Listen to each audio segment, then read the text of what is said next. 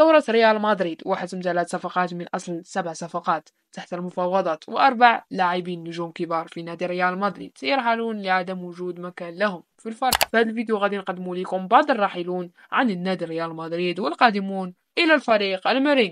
الراحلون: ناتشو، بعد 23 عاما الذي قضاها النجم الإسباني في داخل قلعة الميرينغ يقترب للرحيل، حيث أكد فابريزيو رومانو أن صاحب 34 عام أخبر النادي الميرينغي بقرار رحيله على النادي نهاية الموسم مع نهاية عقده مع النادي ريال مدريد. إبراهيم دياز: مع قدوم المؤكد للنجم الفرنسي كيليان مبابي لريال مدريد ووصول أندريك، غادي يقل فرص النجم الأسود الأطلس دياز لمشاركته مع النادي ريال مدريد، وهو ما قد يدفعه عن رحيل النادي الإسباني، خصوصا مع اهتمام النادي الأرسنال باللاعب المغربي، حيث أكدت بعض الصحف الإسبانية والإنجليزية أن صفقة ستصل 70 مليون يورو. أندري لونين: لا يزال مستقبل الحارس أندري لونين غامض مع النادي الميرينغي بعد وجود تيابو كورتوا الذي رجع من إصابة، حيث أكدت صحيفة سبورت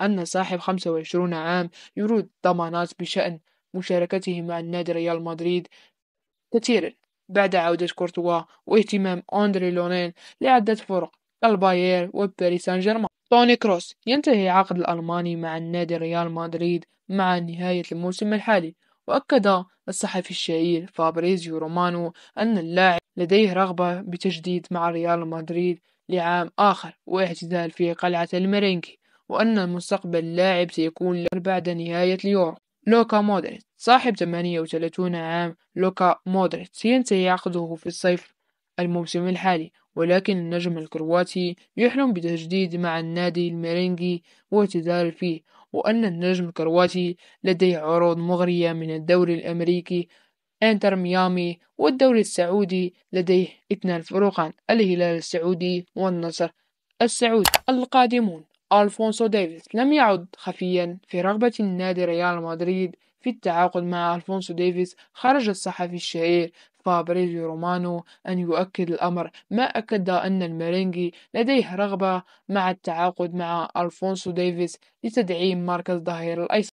فلوريان فيرتس: مع أدائه الخيالي مع باير ليفركوزن وتحقيقه كأس الدوري، وأصبح النجم الألماني مطالب من عدة أندية كبرى كمانشستر سيتي ومانشستر يونايتد وليفربول والباير. أصبح النجم الألماني ومنهم النادي ريال مدريد بعد تصريح رئيس النادي باير ليفركوزن أن النادي لن يتخلى عن اللاعب على الأقل من 150 مليون يورو.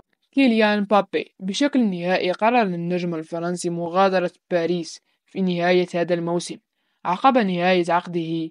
تؤكد كثيرا من الصحف الشهيرة أن اللاعب اتفق مع النادي ريال مدريد للتعاقد معه في الصيف الحالي. أشرف حكيمي: بعدة تأكيد تعاقد مع ريال مدريد مع النجم الفرنسي كيليان مبابي، وأكد بعض الصحف الفرنسية أن اللاعب أشرف حكيمي لديه رغبة للذهاب إلى إسبانيا مع صديقه المفضل كيليان مبابي، وأن ريال مدريد يريد التعاقد مع النجم المغربي لتدعيم مركز ظهير الأيمن بعد تقدم السن.